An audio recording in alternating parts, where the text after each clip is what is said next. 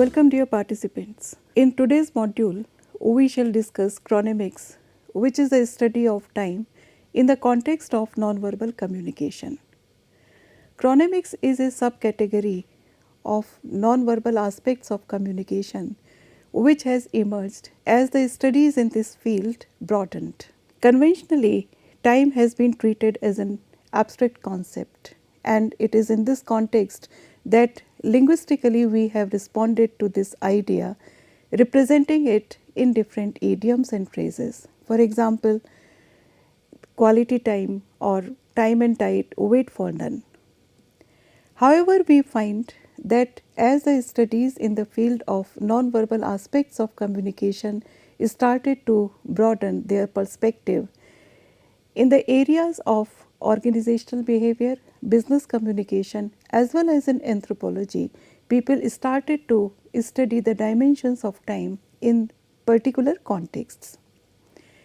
A communication based study of time is dependent on how people in different cultures, in different work cultures, perceive and structure time in their interactions with others, in their dialogues, as well as in their relationships with others. In the area of communication, we also study how in different ways people respond to it and thereby what type of non-verbal messages they try to communicate with it. Our values in the context of time are reflected in our attitudes as well as in other aspects of non-verbal communication, and these can be understood in terms of how do we spend our time, do we waste it, do we keep on postponing things, are we able to utilize the time to its maximum. There are of course individual variations in the way we respond to our understanding of time and we value it, but at the same time we find that the cultural impact on this aspect of NVC is also palpable. As human beings, we have a complex temporal identity which is constructed at different levels, at personal as well as social, cultural and professional levels. All types of verbal messages as well as non-verbal messages have their own temporalities. They have a point of beginning and a point at which they end. There has been something happening before that point, and there would of course something else would take place after that. So our communication in the context of time or in the context of the larger phenomena of non-verbal aspects of communication is not outside the context. Chronemics asks for a more dynamic way of studying our professional interactions with emotional understandings and connotations which we have individually, socially and culturally with time. Studies of chronemics have developed from interdisciplinary literature on time, and they have been also supported by researchers in diversified fields of biology or sociology, psychology as well as anthropology. People have always been associated with studies of time in different ways. But before we started using the term chronemics, or even before we applied these understandings in the area of business and professional communication, a number of scholars have to be listed to acknowledge their contribution for the development of this idea. From the modern perspectives, we find that the idea was first of all developed by E. Robert Kelly, who is better known as E. R. Clay, and the same idea was carried forward by William James, whom we students of English literature recognize primarily for his use of the phrase stream of consciousness technique in his works. The idea was also carried forward by George Herbert Mead, and these leading developers of the study of human acts and presentness alerted us to this idea that the time is not governed only by the external clock time. William James suggested that there is also an internal dimension of time which he called as Dari. Another philosopher whom we have to acknowledge at this stage is Harold Innis, the famous Canadian communicologist who published his famous book changing concepts of time in 1952. He studied the impact of time as well as space for the development of civilization. The ideas of Harold Innis were further enriched by Marshall McLuhan, who discussed time and human communication in several works. We primarily know McLuhan for introducing us to the term global village in his works, but he has also talked about the concept of time. In 1952 only, the same year in which Harold Innis has published his book, Edward T. Hall also published his book, The Process of Change. Hall was to write periodically about time and the socio-cultural relations over the next 4 decades, and his ideas have encouraged other researchers to take up similar studies. The actual term chronemics was coined in 1972 by Fernando Poyatos, a Canadian linguist and semiotician. In dealing with the communication system of the speaker actor, Poyatos briefly discussed a chronemics that concerned conceptions and the handling of time as a biopsychological and cultural element of social interactions. He had introduced this idea in cross-cultural study of paralinguistic alternates in face-to-face interaction, which was published in 1975. As examples for chronemically significant aspects in communication, he included the cross-cultural differences in the duration of ordinary social visits, response latency among different cultural groups when a question is asked or, for example, a decision is to be made. He also looked at conversational silences and pauses as part of cultural chronemics. Continuing with these observations, Andy Looking and Thies Pfeiffer suggest that since temporal experience depends on the changing of something, chronemics is probably best conceived of as a kind of paralinguistic or suprasegmental feature. Tom Bernoulli developed the first article on time and non-verbal communication in 1974, and he also attempted to define chronemics and outlined its characteristics in 1977. So, it is in this decade of 1970s that the maximum understanding of the impact of chronemics was being talked about by various research scholars. Since these early works, we find that a number of works and commentaries have come out on the significance of chronemics in the field of professional communication.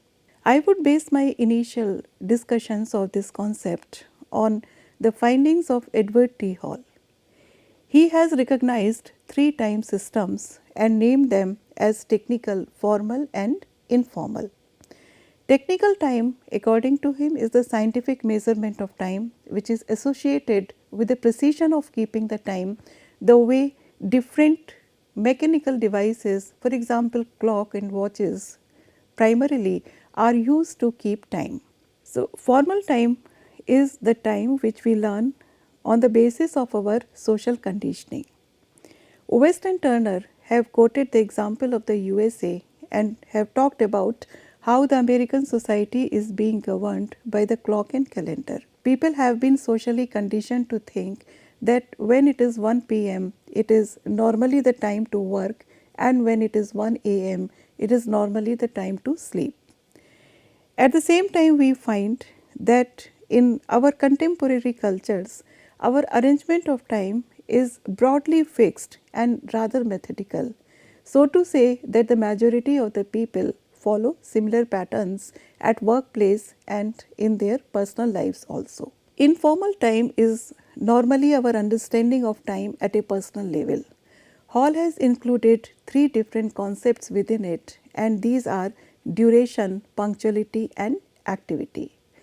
Duration is related with the time which is formally allocated to a particular event. For example, in a meeting for a particular agenda item, we might have allocated 40 minutes. And at the same time, sometimes in certain cultures, our estimates can be normally imprecise whereas in some cultures, as we will later see, these estimates have to be as close to precision as possible. And at the same time, there are personal definitions also. For example, if I say I would be there within 2 minutes, then what exactly I mean by these 2 minutes?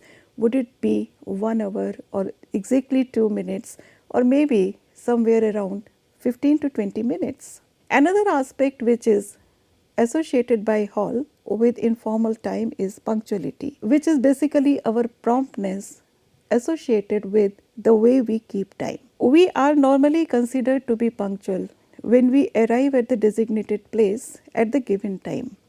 Some people are tardy and habitually latecomers, and at the same time, there are cultural associations also.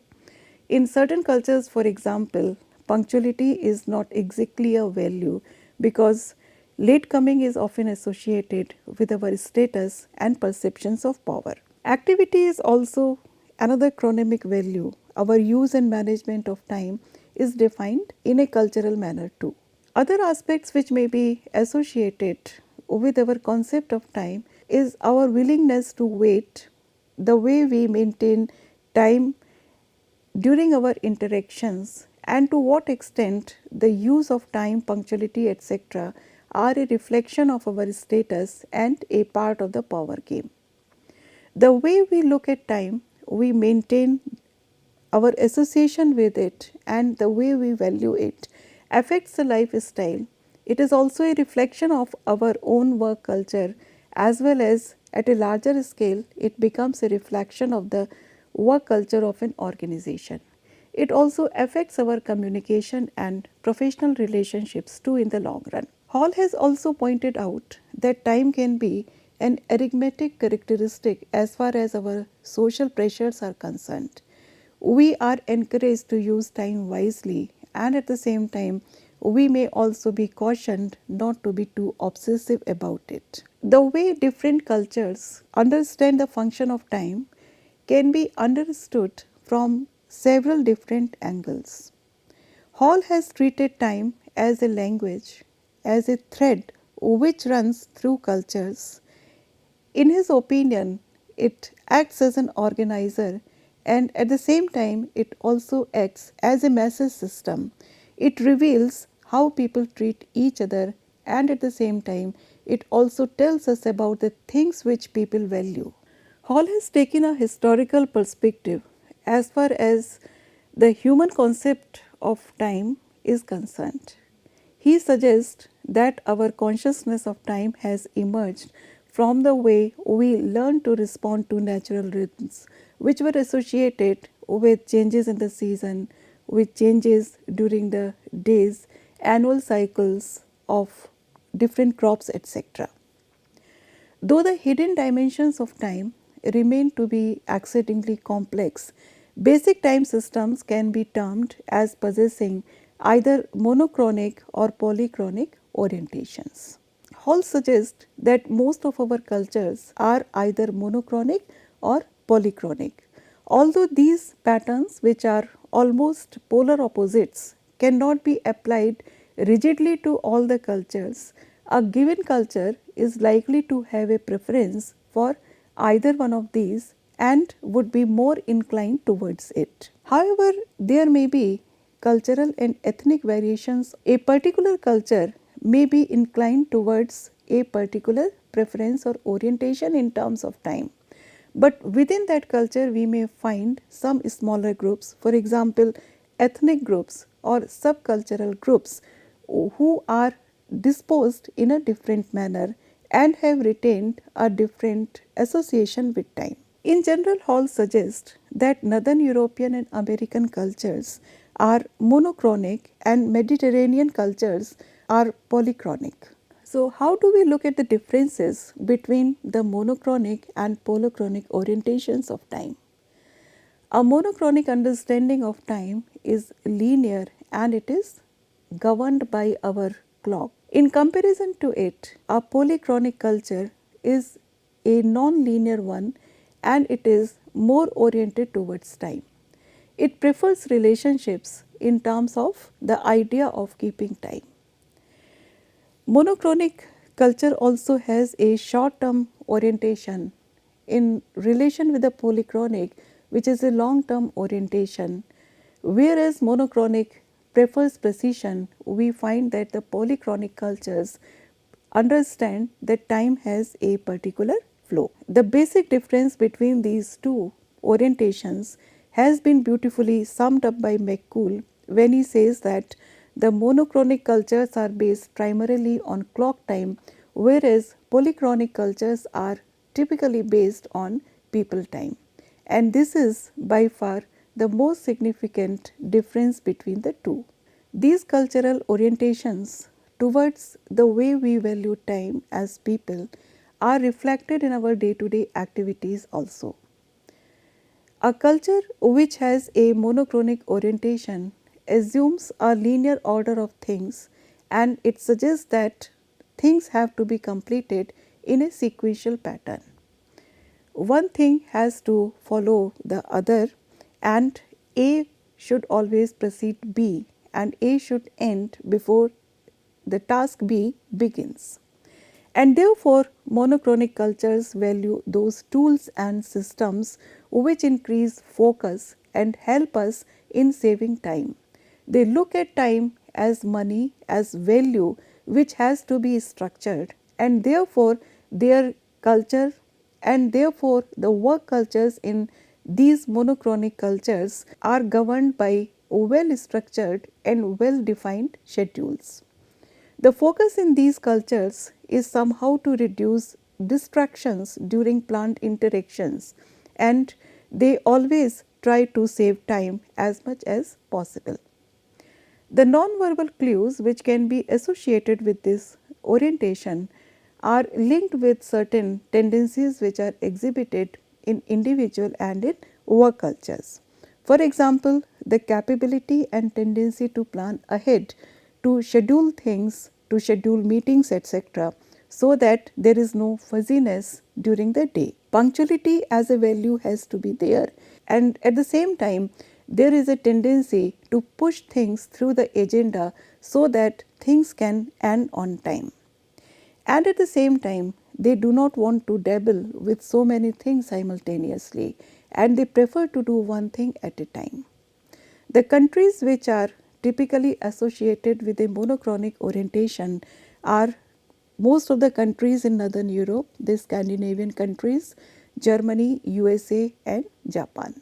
Hall has also pointed out that the monochronic perceptions and preferences in the cultures of Northern Europe and the USA are not natural.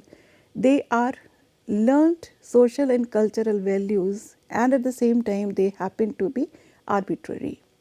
He has traced the development of this attitude to the early days of industrial revolution, which had occurred during 1760 to 1820, and some people stretch it to 1840 also in Europe and the USA. The factory life required that the labor has to report at a given time, and the appointed hour was always announced using different types of bells or whistles, etc. This punctuality was necessary to maintain and sustain industrial revolution, and gradually these attitudes have seeped into these cultures. And therefore, monochronic cultures place a paramount value on schedules, on tasks, on completing the things by the deadline, and therefore, Hall has gone to the extent to say that in the American business world, the schedule is sacred and time is tangible. Because our preference for the monochronic attitude encourages us to take up only one thing at a time, people who are governed by it don't like to be interrupted and also do not prefer to suddenly change the pre-decided scheduling. Hall has also been able to point out certain constraints which are associated in his opinion with the monochronic preference for time. He says that this perception of time seals people from one another and as a result intensifies some relationships at the cost of others. He has suggested that this time preference is like a room in which some people are allowed to enter while others are kept out of it. The rigidity and the focus to keep the schedules intact conditions people to think that those people who do not subscribe to similar value system in the context of time are basically inefficient and unreliable, and at the same time they are rather disrespectful. Hall feels that even though most of the Western cultures are dominated by the monochronic perception of time, it is not a natural focus of the way human beings have evolved, and in his opinion, this preference seems to violate many of humanity's innate rhythms. It does not mean, however, that he prefers a different perception of time. It is a part of his analysis only and has to be perceived in the same manner. In contrast, we find that polychronic orientation encourages a certain flux and non-linearity. These cultures value relationship and traditions more than they value rigidity towards time. There is always more emphasis on finishing the natural agenda first rather than keeping the schedule in a mechanical manner. For example, if two people who belong to this culture meet on the street corner after a long time, they would prefer to catch on what is going on in others' life first rather than rushing to a 10 o'clock meeting. A slight delay is understandable. The non-verbal clues which seep into our work environment in such cultures are reflected in being non-punctual during the meetings. Non-punctuality is not necessarily related with a negative work culture. Rather, it has to be understood as a certain empathy if people tend to get late.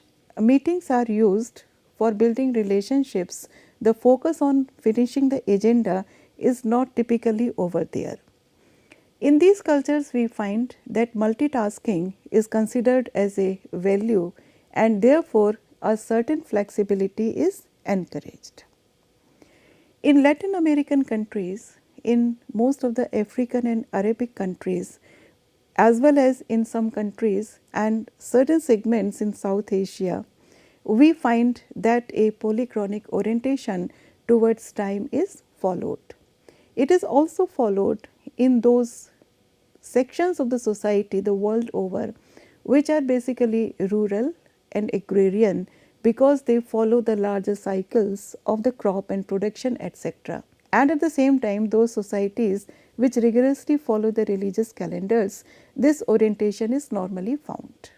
In those cultures where a polychronic understanding of time is prevalent, multiple timelines are routinely followed. It is understood if people are not able to follow the deadlines because they have preferred to do some other thing within the allotted hour.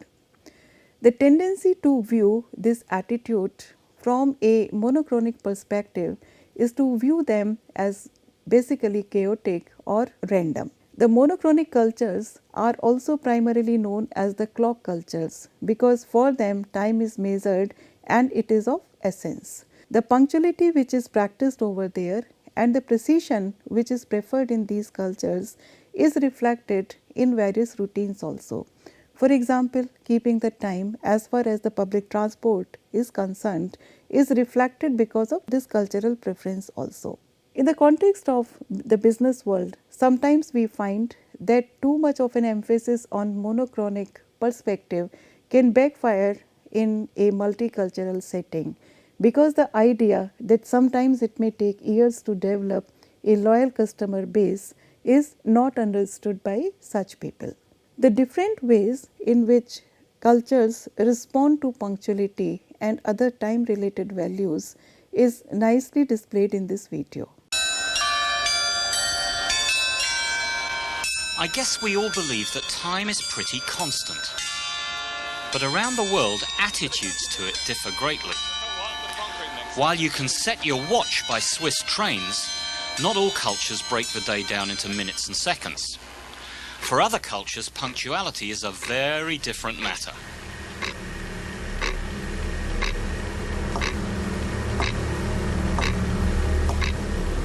A German sales executive trying to open doors in a number of African countries scheduled 2 meetings a day. For him, quite easy going. His first meeting didn't even take place till a day later. By the end of his trip, he was so stressed out he could hardly operate. He mistakenly thought his hosts would look at time like he did. In Africa, like in the Middle East or South America, there they work in blocks of time. Half a day maybe, certainly not in minutes. As long as they can achieve what they need in that block of time, then exactly when is less important. That's not to say that they're less efficient or effective, it's just that they work at their own pace. If you work in seconds, then you need to adapt, otherwise you're going to set yourself up for a lot of resistance from your hosts, and you're going to get constant disappointment.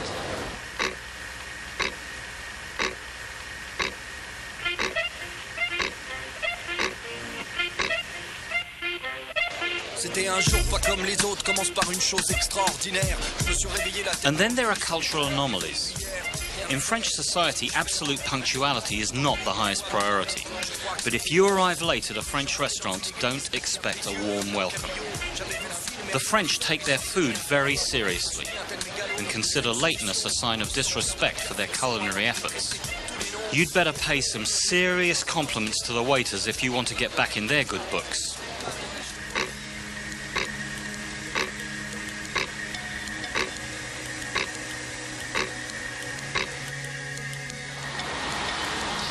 The American expression, time is money, can be taken very literally in the US. A chatty bank teller whose line's moving slowly will cause customers to become impatient.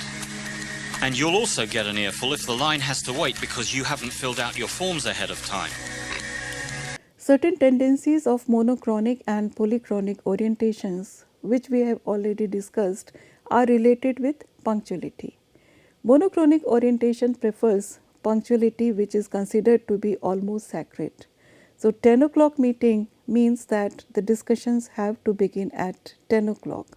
On the other hand, polychronic cultures are more people centered, and for them a 10 o'clock meeting means at 10 o'clock people would start assembling there and start greeting each other. In the polychronic orientation, punctuality is largely ignored to the rhythm of the people, and the rigid adherence to completing the projects and deliverables according to a rigid schedule is sometimes overlooked. The cultural variations in the perception of time are also discussed in this particular video. Every culture has its own perception of time. Every culture views friendship and the perception of time in a separate light. In some countries, people dedicate their lives to build a strong relationship with their families, like the Arabic people, while others mainly dedicate their lives to their career, like the Japanese. I have to rush, says the American. My time is up. The Arab, scornful of this submissive attitude to schedules, would only use this expression if death were imminent. The Western European and North American countries view time as a linear vision.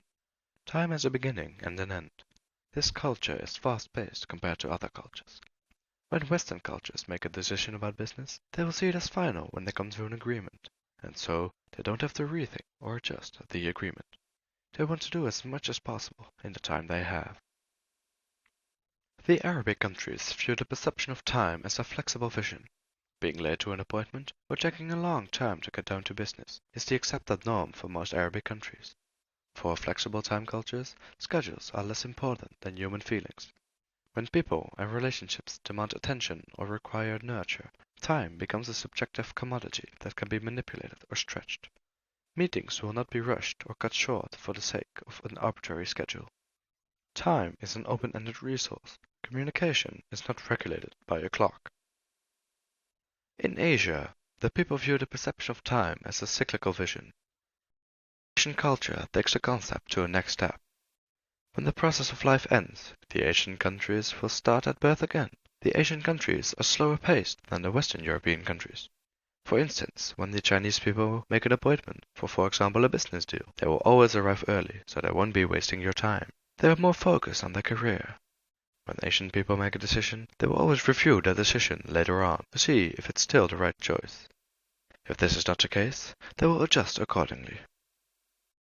For instance, when European businessmen want to make a deal or sign a contract with Chinese businessmen, they expect to make the deal fast and only think about the future, while the Chinese businessman will always look for a long-term solution and rethink the deal several times. If the deal isn't made quickly, the Western cultures will see it as a waste of time. Our cultural preferences, as far as our understanding of time is concerned, are reflected not only in our relationship with other people but also in our relationship with technology. A clear example of it is the way the global websites are designed. We find that monochronic users are quick and decisive and usually task oriented, and they design the websites in the same manner. On the other hand, we find that polychronic users emphasize process over results and prefer to gain a high level of understanding over a practical implementation. And this difference is easily visible in the way technology is used by different cultures. In the fast changing pace of our work cultures, where we may have to work with people from different cultural background, our awareness of how time is perceived differently in different cultures has become almost a must. People who work at an international level must know what are the different definitions of time and how do people relate to it differently. A particularly interesting word which is used in Latin American countries is manana. In the Middle East, a synonymous word is bukra, which indicates a particular attitude. That means that what cannot be done today would be done tomorrow. So, this laid back attitude in terms of time is a cultural aspect of looking at our values and our relationships with other people. In the monochronic cultures, we find that time is divided and further subdivided into identifiable units. However, in polychronic cultures, we find that time is a happy mixture of past, present, and future, and these segments are not strictly segregated.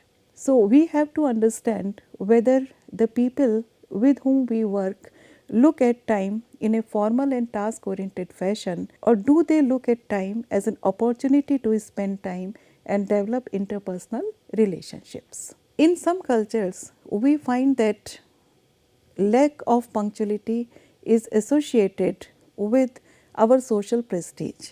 It is very common in certain societies as well as in certain organizations to make the subordinates wait for the appointments so that they can internalize the significance and importance of the higher rank of their superior. Power and dignity are often shown by arriving late, and it is also used as a tactic in certain countries. Particularly, we can refer to the work culture of the Middle Eastern countries. However, we find that in monochronic cultures, lack of punctuality is always frowned upon. A very interesting example is that of Michael Jackson, who angered the judge when he arrived late in one of the courts in 2005. Punctuality is considered by monochronic cultures as a value, and it is not relaxed even for those people who are considered to be as social or cultural leaders in different fields. It is interesting to note that in certain international situations, the name of a country is also inserted after the time of the meeting is given, and the insertion of the name of a country indicates that one also has to understand how the particular country associates itself with time. The insertion of the name of a country allows the participants from different cultural backgrounds to understand if the time is fixed or fluid as far as the invitation is concerned. I take this example from Martin and Cheney, who have cited this example of an invitation where the meeting is announced at 9 a.m. within quotes Malaysian time. Now, Malaysian time is an indication that the punctuality would be practiced in a fluid fashion. Work time and personal times are strictly separated in monochronic cultures. However, in polychronic cultures, we find that the work time and personal time are not strictly separated. They often intrude into each other. These cultural aspects percolate further into different organizations and it is reflected in their work culture. For example, how much time is given during a workday to the company task and how much time is given to socializing. In monochronic cultures, we find that the division is typically 80% task and 20% social. On the other hand, in polychronic countries, we find that it may be rather skewed. Understanding appropriate connotations of time is therefore important in international situations. Globalization of business is influencing how the concept of time is viewed around the world, particularly at the level of the individual, at the level of the organization. So, more than the country, we find that it is the organization which is reflecting the cultural associations with time. It is interesting to note that the work cultures in the offices of the same company, which are located in different countries, may follow different patterns.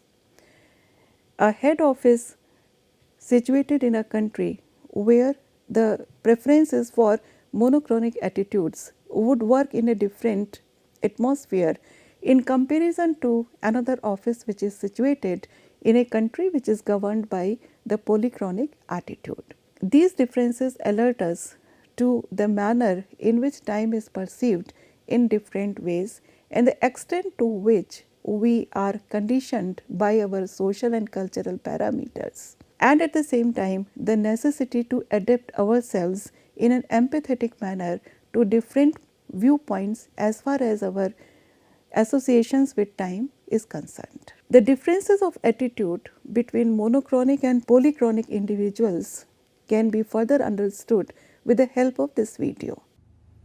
Here we have Jimmy. He likes to follow established schedules. We call him monochronic. Monochronic people like to adhere to plans and deadlines. Their time is valuable. They like to focus on one task at a time and work hard to meet deadlines. And they don't appreciate interruptions. Monochronic culture is commonly followed in Western society.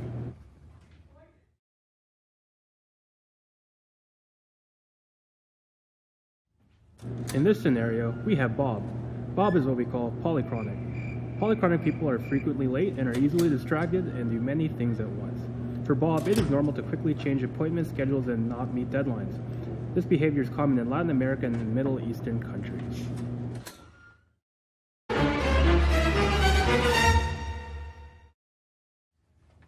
When monochronic and polychronic people interact in groups, the results can be frustrating. Monochronic people can become distressed by how polychronic people seem to disrespect deadlines and schedules. In order to work together smoothly, monochronic members need to take responsibility for the time-sensitive tasks, while accepting that polychronic members will vary their promptness based on the nature and importance of a situation. As this video very aptly suggests, time is not only a measuring instrument, it also indicates human behavior, it also indicates our cultural preferences, it also indicates our attitudes towards relationships. Business and other professional activities are planned within time, and diverse understandings about our preferences can also cause confusion. For an American, time is truly money, and therefore it is always considered to be precious because this society is basically a profit oriented society. Germans and Swiss link time with their sense of order, tidiness and planning.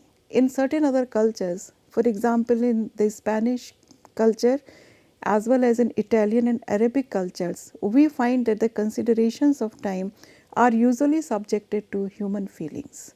The understanding of the French as far as the punctuality is concerned is also closer to a polychronic attitude. Our understanding of time helps us to organize our non-verbal communication in a better way and to modulate our dialogue and conversations in such a way that the other people can also empathetically understand it. Thank you.